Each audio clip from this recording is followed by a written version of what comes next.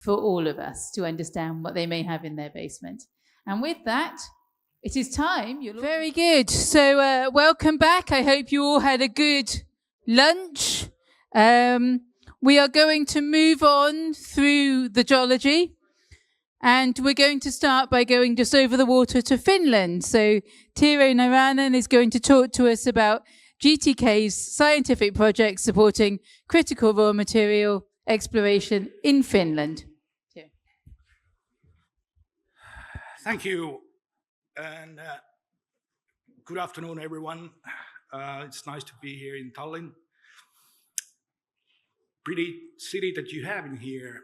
As a matter of fact, it's been close to 25 years that I was here before. Things have changed, I can see. I promise to come more often.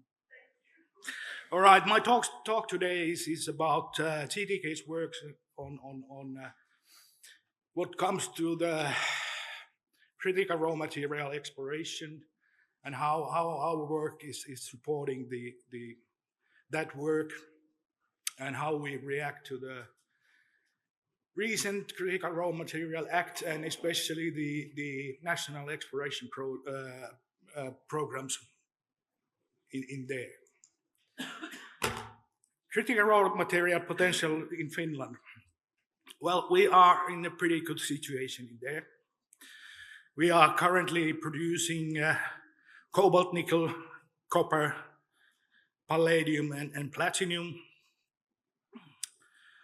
and also phosphates and small-scale feldspar production in southern Finland. Furthermore, there are a number of advanced mining projects in the country related to critical raw materials. Already mentioned lithium project, Keliber lithium project is probably closest to be in full production.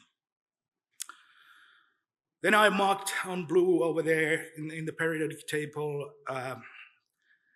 the critical raw materials that have been in production or which have been produced in the country, and outlined on the black those critical raw materials that we know that in our mineral database, we know that there are deposits in which these could be at least a byproduct. So all in all, there are only few critical raw materials that we don't seem to have, or at least don't know it, namely boron, aluminium, gallium, germanium, and helium.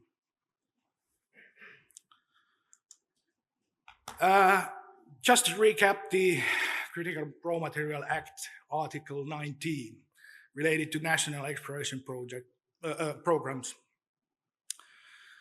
EU stated that those programs should include mineral mapping, geochemical campaigns, geoscientific surveys, namely geophysics, processing of that data, and processing the old existing data and generate predictive maps.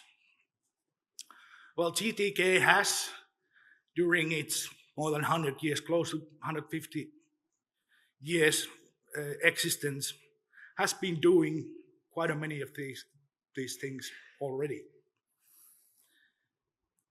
Anyways,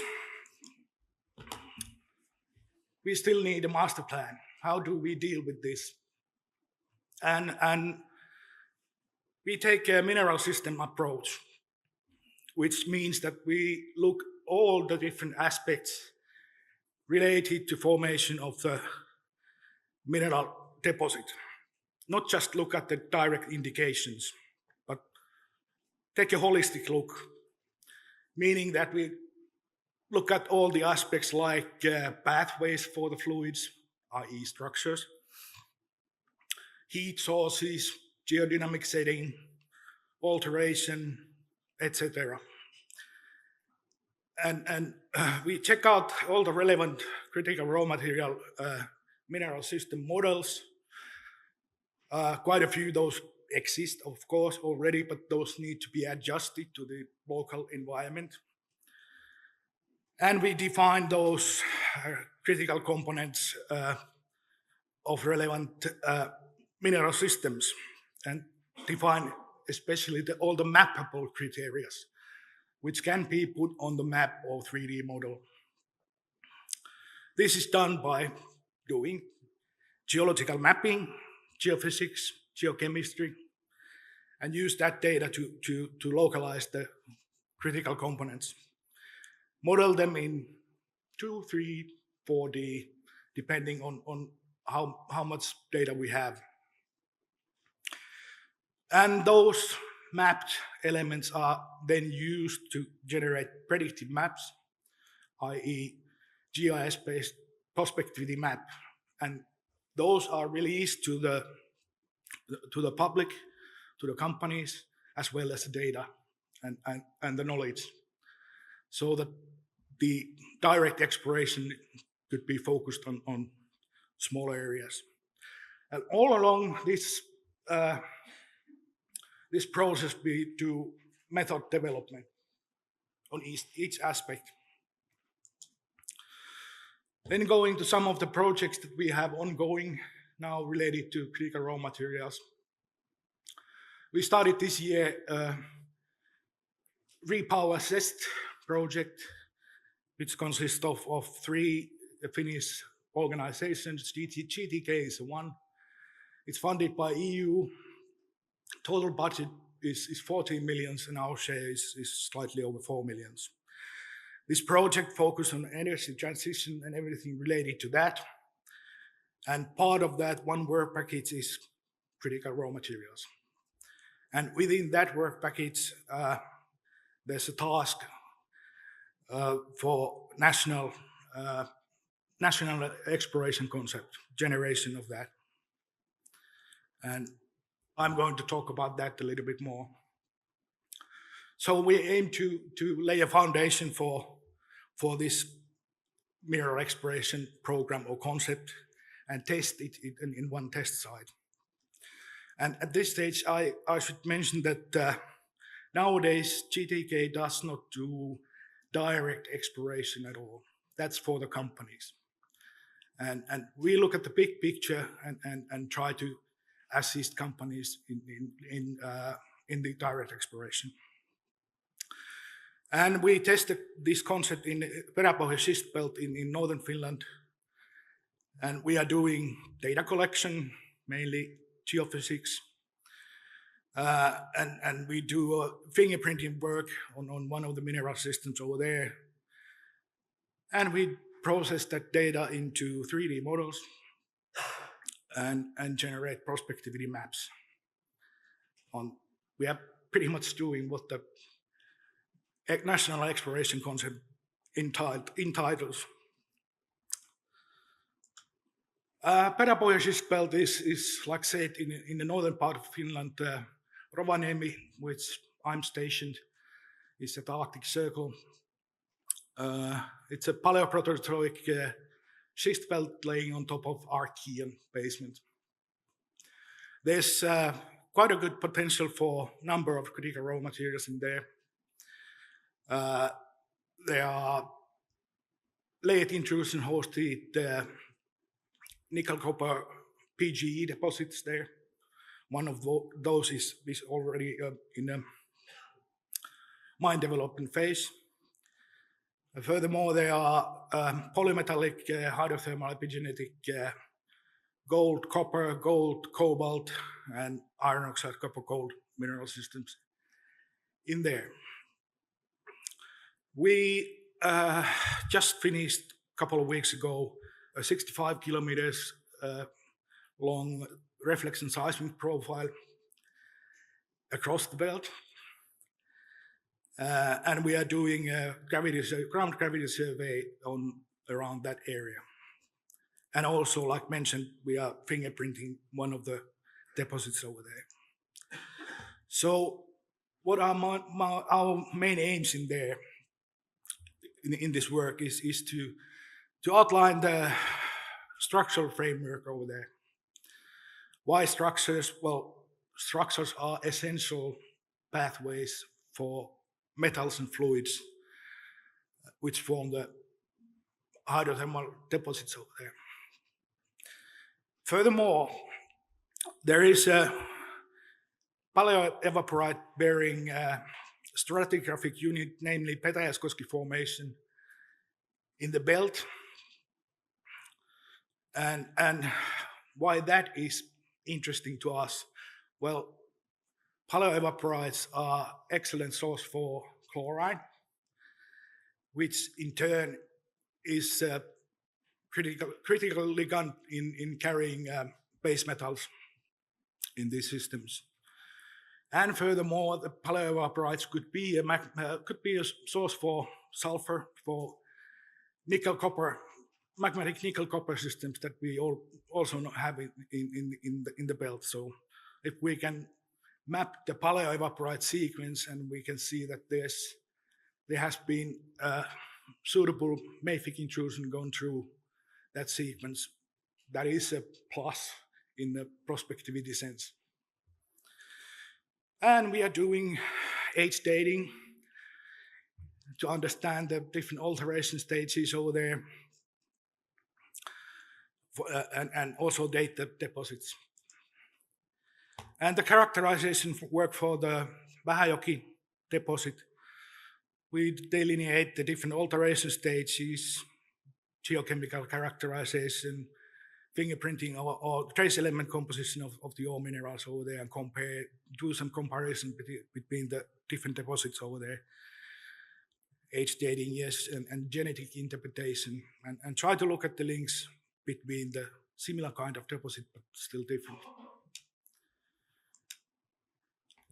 Next project, which has been ongoing quite a while, started in 23, is a Horizon Europe-funded exploration information system project. 17 partners, 7.5 million euro budget. Our share is 1.4 million. We are coordinating that project. Actually, Vesa Nykänen, who's going to give a keynote, is a scientific coordinator. That project aims to develop new mineral system models and new spatial analysis tools for exploration, and focus in critical raw materials. 3 different mineral system models are generated: cobalt-bearing VMS, lithium pegmatites, and rare earth and cobalt-bearing iron oxide copper gold deposits. New prospectivity modeling tools are done for open source platform QGIS.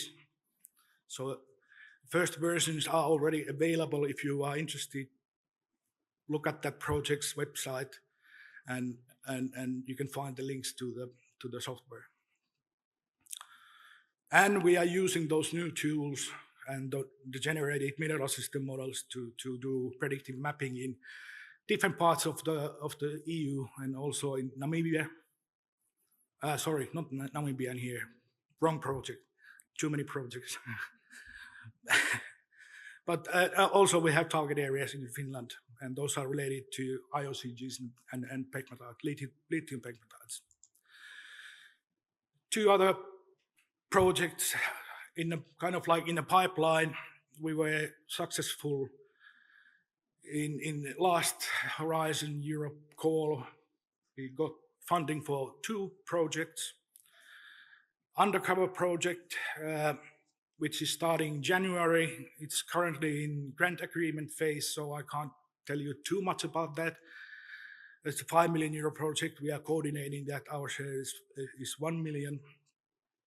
It's focused on the development of geophysical tools for exploration of critical raw materials, and we have a test area in Finland too. Another project, Deep Beat. It was in the same call and about the same size, budget-wise. That one is focusing on developing geochemical tools for exploration of critical raw materials. So, all in all, I think that we are in many ways in a good position when it comes to the critical raw critical raw materials in Finland. Thank you.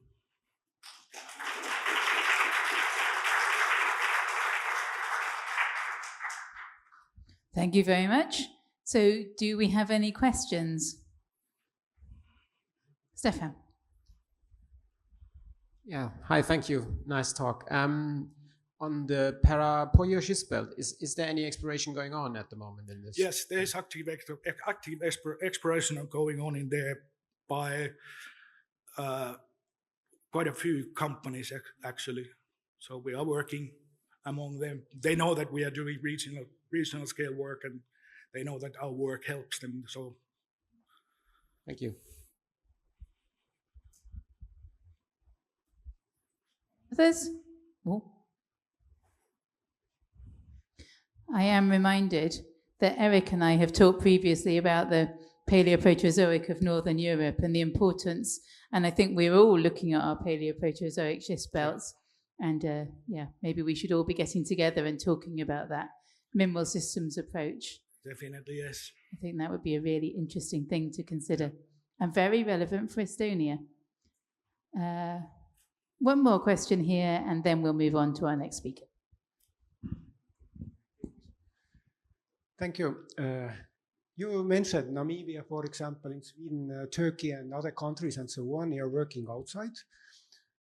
What is the relation with this critical raw material program from Europe and these countries outside Europe? Do you study?